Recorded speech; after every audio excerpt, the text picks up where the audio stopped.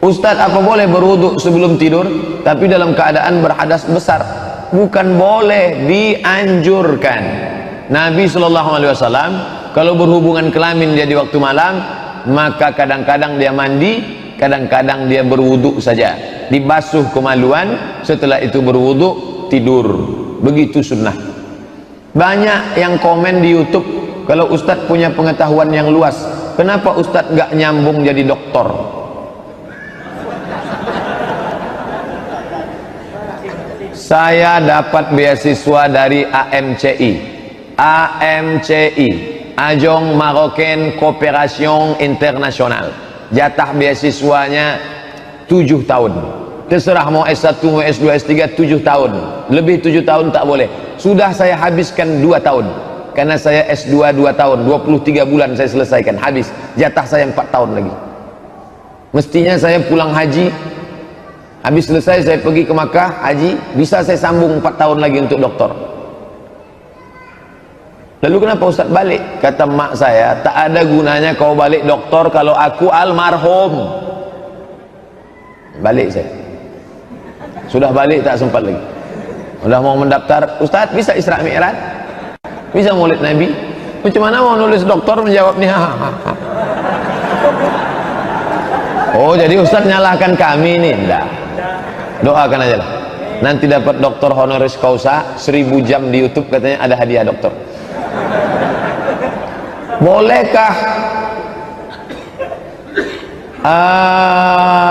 menggunakan obat-obat? Laki-laki pakai obat kuat. Orang yang biasanya pakai obat kuat karena dia tak kuat. Laki-laki yang lemah syahwat, nama penyakitnya inin. Dalam kitab fikih tengok inin. Orang yang kena penyakit ini dianjurkan berobat setahun. Laki-laki yang setahun berobat tak sembuh, istrinya boleh menggugat ke pengadilan. Namanya uyub musyawwahah dalam kitab fikih. Jadi Pak Ustadz boleh? Boleh. Dia udah 3 tahun, gugatlah pengadilan. Tapi kemudian dimakannya lah pil obat kuat, Viagra. Setelah itu jantungnya pun meletup, pus, mati. Kap 70 diisi minyak pesawat, meletup lah. Boleh berobat dengan obat yang syar'i, tidak menimbulkan efek samping, hanya untuk memperbaiki yang tak baik. Adapun memperturutkan hawa nafsu yang tidak hiperseks, maka haram hukumnya karena menyakiti pasangan. Berhubungan kelamin adalah ibadah untuk punya anak, menyalurkan libido seksual, bukan untuk memperturutkan hawa nafsu seperti orang kafir. Itu mesti dipahami dalam Islam.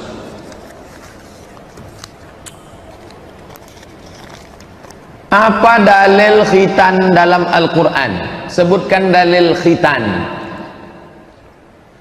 Awwalu man ikhtatana, yang pertama kali berkhitan Ibrahim alaihissalam, wa umruhu samanun, umurnya 80 tahun.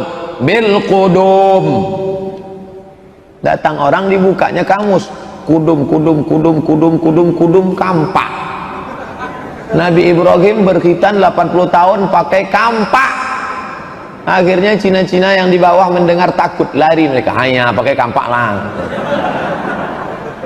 Padahal coba tengok syarah Sahih Muslim, apa kata Imam Nawawi dalam kitab Al-Minhaj syarah Sahih Muslim Ibn Al-Hajjaj? Bil kudum, Nabi Ibrahim berkhitan umurnya 80 tahun di sebuah kampung bernama Kudum. Nama kampung itu Kampak. Di Riau ini ada, di Sumatera ini ada kampung Kampak, ada jalan ke Medan Cikampak. Dia nanya pakai Quran, kata dia kalau tak ada Quran, kalau ente pakai Quran saudaraku, tak usah sholat subuh, karena tak ada sholat subuh dalam Quran. Ada tak? Ya ayyuhallazina amanu shollu sholatas subhi raka'ataini, adaan makmuman lillahi ta'ala. Mana ada? Ayat Quran itu global. Lalu penjelasan detailnya di mana? Dalam hadis. Ayat Quran tentang khitan mana? Innallaha yuhibbut tawwabin wa yuhibbul mutahhirin. Allah suka kepada orang yang suci. Di antara suci adalah khitan. Potong kuku suci, cabut bulu ketiak suci, potong rambut suci, bersih badan suci, berkhitan suci. Karena kalau tak dipotong itu ada namanya hasyafah, di atas ada najis. Makanya anak kecil yang belum bersunat bisa memutus sop. Kenapa anak kecil yang belum bersunat memutus sop? Karena ada najis di ujung senapan AK-46. Mengangkat tangan sampai ke telinga ketika takbir, rukuk, iktidal, itu harus apa tidak Pak Ustadz? Sunnat. Rukun, syarat, wajib, sunat. Ngangkat tangan 4 itu sunat. Allahu Akbar, Allahu Akbar, Sami Allahu liman hamidah. Nanti pas mau sujud, mau bangkit dari sujud tasyahud awal, Allahu Akbar, sedaun telinga.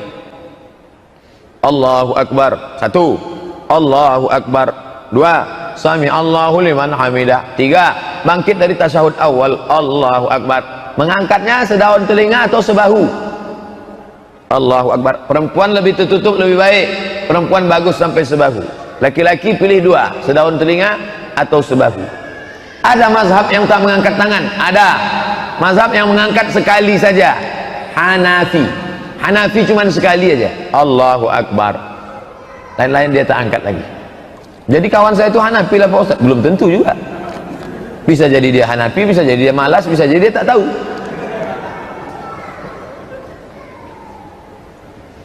Masalah akibat zina, kata Ustadz, diantaranya anak tak boleh pakai bin. Banyak juga tetap yang pakai bin karena anak hasil zina. Bagaimana menurut Pak Ustadz? Karena akte, karena kita tak ikut orang banyak. Nanti kalau orang banyak pakai celana pendek, kalau orang banyak pakai koteka, hukum bukan ikut orang banyak. Banyak Pak Ustadz yang melakukan wa in tuti aktsara man fil ardi yudilluka an sabilillah. Kalau kau ikut orang banyak, mereka menyesatkanmu dari jalan Allah. Yang diikut itu dalil, bukan orang banyak. Asal orang banyak buat enggak. Mengapa Ustadz ceramah selalu pakai baju putih? Sunnah pakai baju putih, sunnah Nabi Muhammad pakai baju putih. Kenapa Ustadz pakai peci hitam? Nabi Muhammad pakai sorban hitam. Kenapa Ustadz tak pakai sorban? Hilang hidung saya. Sorban ada dong. Nabi Muhammad pakai baju putih. Ada SMS masuk, Ustadz kalau bisa jangan baju putih teruslah, kami bingung mencari videonya. Buka ini, itu lagi lebih putih. Gantilah Pak Ustadz, kadang-kadang hijau, kadang-kadang biru, biar mudah kan. Ingatlah judulnya. Jangan baju saya suruh robah, judulnya ingat. Judul pengajian tuh ingat. Saya pula suruhnya ganti baju. Bagus, anak-anak muda ini sedang semangat, bagus. Ustadz, bolehkah laki-laki kencing berdiri?